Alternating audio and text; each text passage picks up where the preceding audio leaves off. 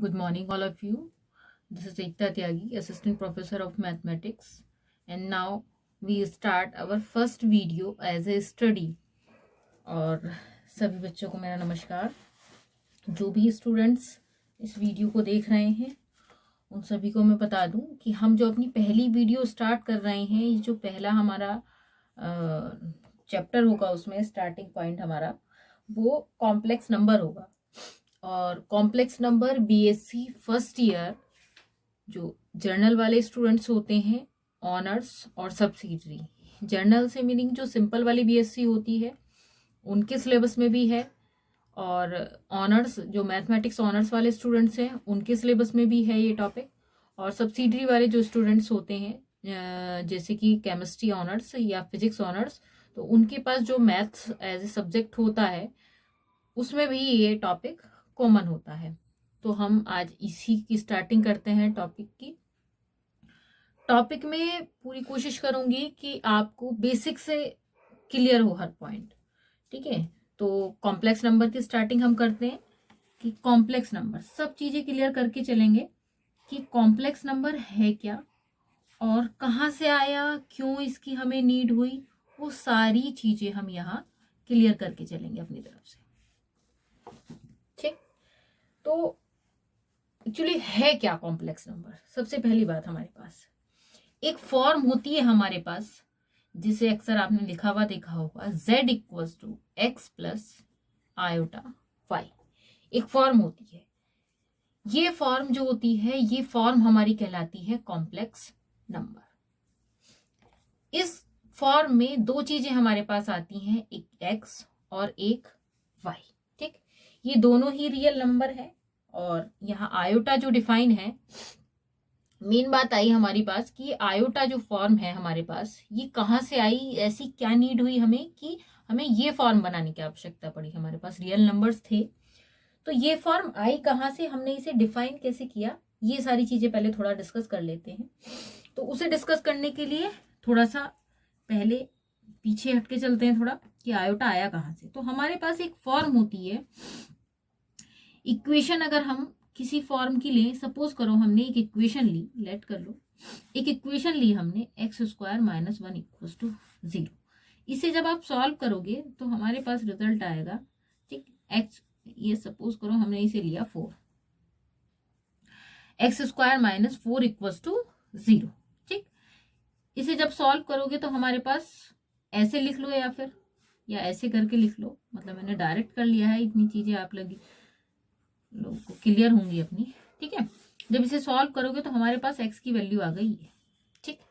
अब जो हमने इक्वेशन, अगर इसकी जगह पे हम इक्वेशन कुछ इस तरह से लिख लें कि एक्स स्क्वायर प्लस 1, ठीक, और इस फॉर्म को सॉल्व करें तो हमारे पास एक फॉर्म आएगी -1, और या इसे ऐसे लिख लो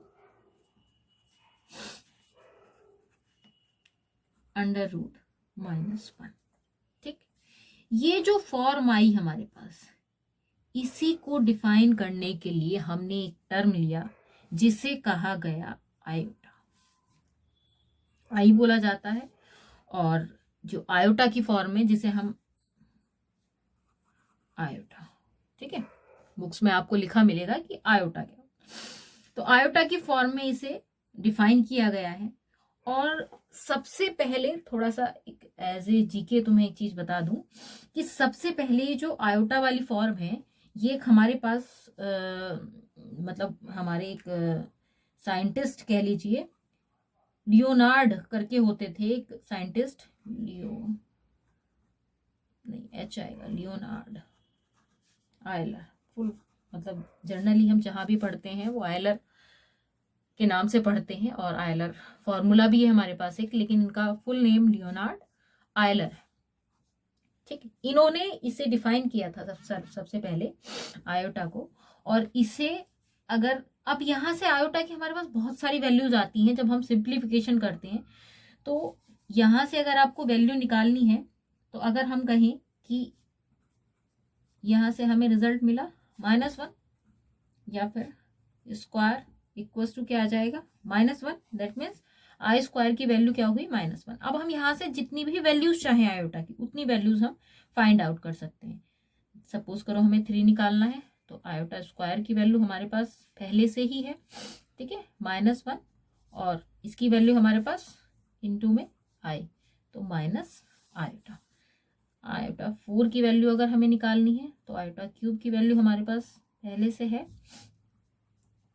तो आयोटा माइनस आयोटा का स्क्वायर और माइनस माइनस हमारे पास +1। ठीक, सिमिलरली करके मतलब हमें जहां तक भी वैल्यूज निकालनी है वहां तक हम फाइंड आउट कर सकते हैं, ठीक है, एंड सो ऑन तक। सिमिलरली अगर हमें आयोटा 5 की वैल्यू निकालनी है तो आयोटा 4 की वैल्यू हमारे पास है into iota 1 into iota, that means positive iota. ठीक, एंड सो ऑन, हम लास्ट तक जहां तक हमें जितनी वैल्यूज हमारे पास यूज में आएंगी वो उसी हिसाब से हम निकाल लेंगे आयोटा की वैल्यूज। ठीक, अब जब ये हमारे पास एक फॉर्म आई आयोटा, इस फॉर्म को हमने डिफाइन किया किसके लिए, under root minus form sorry 1 के लिए, तो इस फॉर्म को हमने आयोटा कहा। और जहां ये फॉर्म इंक्लूड हुई, जिस टर्म के साथ ये फॉर्म इंक्लूड हुई, जैसे यहां, ठीक, वो फॉर्म हमारी क्या कहलाई, इमेजनरी पार्ट। अब वापस से अपने कहां पे आते हैं, कॉम्प्लेक्स नंबर। इतनी चीज हमारे पास क्लियर हो गई कि इसकी क्या आवश्यकता पड़ी, ये है क्या एक्चुअल में। तो ये क्या फॉर्म हुई हमारे पास, अंडर रूट -1। जब हमारे पास कोई ऐसी इक्वेशन आई जिसके लिए हमारे पास अंडर रूट में कोई वैल्यू नहीं थी सॉल्वेबल, जैसे यहाँ पे हमारे पास x² - 4, मैंने एक सिंपल एग्जांपल लिया पहले, x² को हमने क्या लिखा, 4 आ गया उधर जाके हमारे पास, जब x को सॉल्व किया तो +-2 आ गई हमारे पास वैल्यू, ठीक है। लेकिन जब हम इस इक्वेशन को सॉल्व किया हमने, तो हमारे पास एक वैल्यू आई अंडर रूट -1, जिसका अंडर रूट हम नहीं निकाल सकते थे, और अंडर रूट में क्या आया, वो एक निगेटिव नंबर। उस नंबर को डिफाइन करने के लिए एक आयलर जी ने कहा कि ये आयोटा एक टर्म है, और उस आयोटा टर्म को हम डिफाइन कर सकते हैं जहां तक हमारे पास वैल्यूज होंगी। ठीक, इन सब चीजों के बाद अब आया हमारे पास जो हम कॉम्प्लेक्स नंबर की बात कर रहे थे, जिसे हम नोटिफिकेशन देते हैं, या कह दीजिए कि जेड से हम रिप्रेजेंट करते हैं। अब जिस टर्म के साथ ये आयोटा लगा वो टर्म हमारा इमेजिनरी नंबर, क्लियर। और ये जो हमारे पास x है, ये क्या हुआ, हमारा रियल नंबर। ठीक, इसमें थोड़ा सा कंफ्यूजिंग ये होता है कि ये दोनों ही x और y, दोनों ही term x and y both are real number. ये चीज आप बिल्कुल ध्यान में रखें कि x और y दोनों ही रियल नंबर हैं, बट जैसे ही आयोटा y के साथ ऐड हो जाता है, ठीक, तो वो क्या हो जाता है, हमारा इमेजिनरी नंबर। क्लियर हुआ इतना। और इन दोनों का कॉम्बिनेशन, एक रियल नंबर और एक इमेजिनरी नंबर, जब वो इस फॉर्म में लिखा जाता है, that is the called complex number. इस तरह की जो फॉर्म होती है हमारे पास, जिसे हम z से रिप्रेजेंट करते हैं, वो फॉर्म हुई हमारे पास कॉम्प्लेक्स नंबर। क्लियर हुआ इतना। ये सारी चीजें हमारे पास, आयोटा कहाँ से आया, आयोटा का क्या यूज हुआ, क्यों रिप्रेजेंट किया गया इसे, ठीक है, और कॉम्प्लेक्स नंबर कहाँ डिफाइन हुआ, जहां हमारे पास इमेजिनरी और रियल नंबर। अब इसमें आगे ये चीज है हमारे पास कि प्योरली रियल क्या होता है, प्योरली इमेजिनरी क्या होता है, ठीक है। तो जहां पर हमारे पास, अगर हमारे पास ये फॉर्म, आपको ये कहीं कहीं ये फॉर्म ऐसे भी दी हुई हो सकती है, और z = a + आयोटा b, तो उसमें बिल्कुल भी कंफ्यूज मत होना, वो टर्म है किसी भी तरह से डिफाइन हो सकता है, XY में भी हो सकता है, AB में भी हो सकता है, 1 2 3 समथिंग कुछ भी हो सकता है, ठीक है। तो एक फॉर्म है जो हम रिप्रेजेंट कर रहे हैं, चाहे उसे XY में कर लीजिए, चाहे उसे a + आयोटा b की फॉर्म में कर लीजिए, ठीक है। और यहाँ पर हमारे पास प्योरली, अगर इमेजनरी की हम बात करेंगे, प्योरली इमेजनरी, ठीक है, तो उसमें हमारे पास देखो दो चीजें हैं, एक हमारे पास a है, एक हमारे पास b है, ठीक। तो अगर हम प्योरली इमेजनरी की बात कर रहे हैं कि हमारे पास जो टर्म है वो प्योरली इमेजनरी है, दैट मीन्स क्या होगा, प्योरली इमेजनरी। अगर हम प्योरली इमेजनरी की बात कर रहे हैं, इसका मतलब क्या हुआ कि इफ a = 0, मतलब जो ए पार्ट है हमारा, जो रियल पार्ट है वो हमारा क्या हो जाएगा, 0। दोनों चीजों में डिफरेंस है, यहाँ हम क्या कह रहे हैं, एक्स को रियल नंबर, और यहाँ वाई को, जो ये आयोटा है, इसको इमेजनरी नंबर। ठीक है, ये ध्यान रखना ये चीजें। लेकिन अगर हम इस पूरे पार्ट को इंक्लूड करें, iota y, that is the imaginary part. चीजों में थोड़ा डिफरेंस है, माइनर सी चीजें होती हैं जो कभी कभी हमारे लिए कंफ्यूजिंग बन जाती हैं। तो ये पूरा अगर हम बात करें इसकी, तो ये इमेजनरी पार्ट, और ये क्या हुआ, सिमिलरली ये क्या हुआ हमारे पास, रियल पार्ट। ठीक, तो अब हमारे पास अगर रियल पार्ट हमारे पास, इसके लिए डिफाइन करा हमने कि a इक्वल्स टू 0, तो दैट मीन्स हमारे पास बचेगा क्या, z equals to iota b। तो वो क्या हुआ हमारे पास, प्योरली इमेजनरी। एंड या फिर ये कह लीजिए कि अगर प्योरली इमेजनरी है हमारे पास, b is not equals to 0, और b हमारे पास 0 नहीं होगा।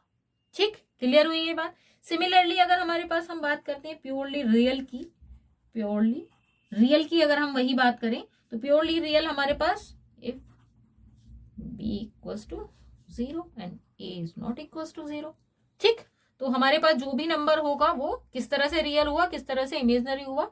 ठीक, और उसके लिए रिप्रेजेंटेशन अगर हम करते हैं प्योरली रियल और प्योरली इमेजनरी के लिए, तो उसका रिप्रेजेंटेशन होता है RE करके, और ठीक है, इमेजनरी के लिए IM इमेजनरी, इस तरह से डिफाइन किया गया होता है। जैसे यहाँ पे अगर हम प्योरली रियल इसके लिए, तो मैं ऐसे लिख देती हूँ कि RE और ऐसे करके सेट की फॉर्म में दिया हुआ होता है। ठीक है, या फिर अगर हम इसकी बात करें इमेजनरी की, तो यहाँ पे IM और Z।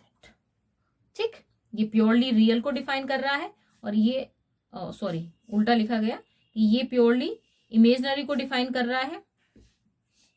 मैं यहाँ लिख देती हूँ, जैसे इमेजनरी हमने ऊपर लिखा था, ठीक है, और रियल के लिए, ठीक, इसे आप हटा दो। ठीक, मेरे ख्याल से सारी चीजें यहाँ तक हमारे पास क्लियर हैं कि प्योरली हमारे पास real number, purely imaginary number कैसे आया, कॉम्प्लेक्स नंबर कैसे आया, आयोटा कहाँ से आया, उसे कैसे डिफाइन किया गया, एक्स क्या है इसमें, वाई क्या है, इमेजनरी पार्ट कौन सा है, रियल पार्ट कौन सा है। ठीक है, ये सारी चीजें आई थिंक इसमें क्लियर है। बिल्कुल बेसिक चीज बताई है इसमें, मैंने ऐसा कुछ भी नहीं बताया कंफ्यूजिंग सा।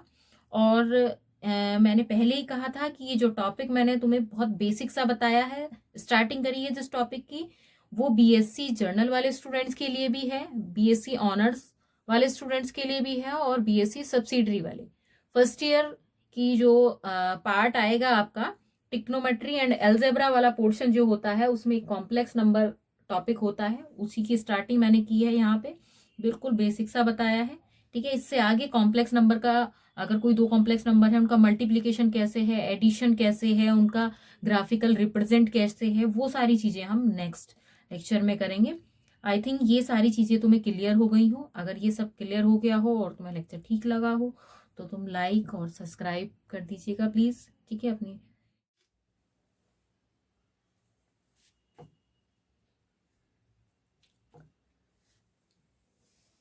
जो भी स्टूडेंट्स वीडियो को देख रहे हैं उनको एक चीज और क्लियर कर दूं मैं कि जैसे इंटर पास आउट करने के बाद जब BSc में स्टूडेंट्स आते हैं, तो जो यूपी बोर्ड वाले स्टूडेंट होता है, उनके सबसे बड़ी प्रॉब्लम होती है कि इंग्लिश में कवर अप करना सिलेबस को।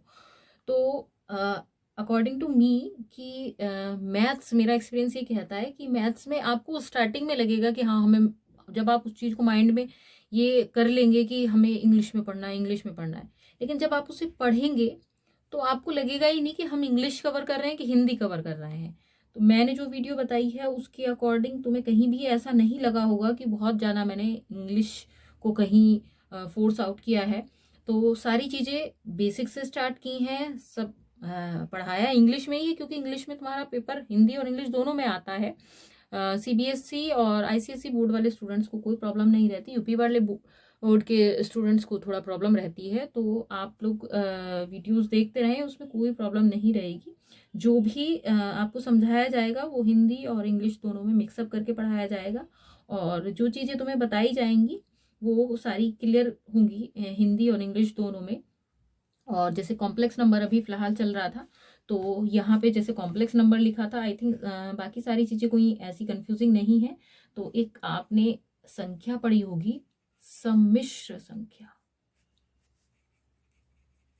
इसे आपको अगर माइंड में कहीं हो तो इसे आपने पहले भी पढ़ा है।